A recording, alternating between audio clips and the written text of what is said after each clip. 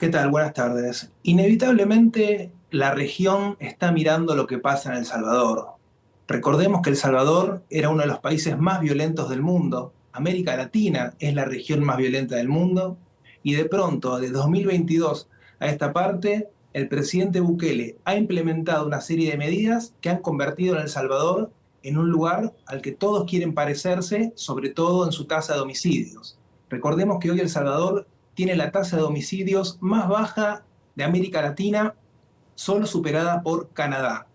Entonces, bueno, inevitablemente ponemos la lupa, nos preguntamos cómo han hecho, qué ha pasado, qué medidas han tomado y bueno, intentamos conocer de primera mano qué se puede hacer, qué no se puede hacer y qué podemos traer a nuestros países.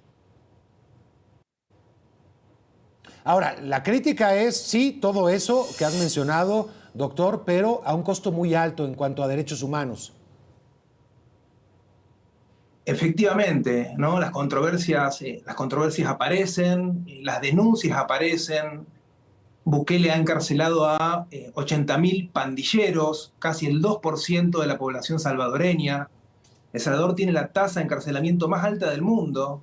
Son números que, insisto, ¿no? Hay que mirar con detenimiento, hay que ver qué costo ha tenido esto para El Salvador, qué costo en términos de derechos, insisto, ¿no? Y tratar de ver qué sirve, qué no sirve, qué se puede aprender, qué se puede desaprender de alguna manera de esto para traer a nuestros países. Las críticas aparecen, pero insisto, la situación de El Salvador es por momentos o ha sido por momentos una situación muy parecida a la situación del resto de América Latina. A nivel carcelario, América Latina Ahora, tiene o hay, atraviesa sí, una crisis, perdón. sí, adelante, por favor, de la crisis carcelaria en la que estamos. Pero yo te iba a mencionar No, también no, las grandes diferencias que hay en el modelo de gobierno entre El Salvador y, por ejemplo, Argentina, que es una república federal. El Salvador no tiene esa característica, es una república centralizada, unificada. En México también tendría complicaciones como para adoptar un modelo similar, ¿no?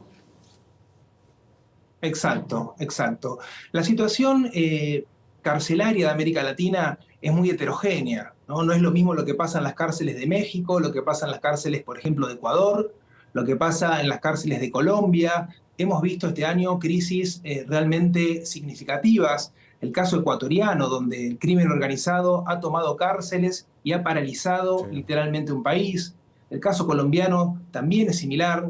Pero a pesar de las diferencias en América Latina, hay cosas o hay elementos que igualan a nuestros países. Y cuando hablo de elementos que nos igualan, me refiero, siempre hablando en términos penitenciarios, me refiero, por ejemplo, a la comodidad o los privilegios que gozan algunas personas privadas de su libertad estando en prisión. Es común ver a los jefes de los grupos criminales viviendo con muchas comodidades al interior de las cárceles. Es común verlos con mayores derechos que el resto de los reclusos. Y esto es algo que de alguna manera iguala a todos nuestros países. Lo mismo con el accionar de los grupos criminales y cómo gerencian la criminalidad y la violencia en las calles de nuestros barrios, en nuestros países. Es muy común que el crimen organizado se organice al interior de las prisiones y desde las prisiones coordine y gestione la violencia en las calles. Pensemos, por ejemplo, en los casos del primer Comando Capital o el Comando Vermelho en Brasil, dos grupos muy fuertes, dos grupos criminales muy fuertes que se han organizado desde la cárcel. Bueno, todo esto de alguna manera que ocurre en la región también ocurre en la Argentina. Y por eso digo, es pertinente poner la lupa en el sistema penitenciario de El Salvador para ver qué puede funcionar y qué no puede funcionar en la Argentina.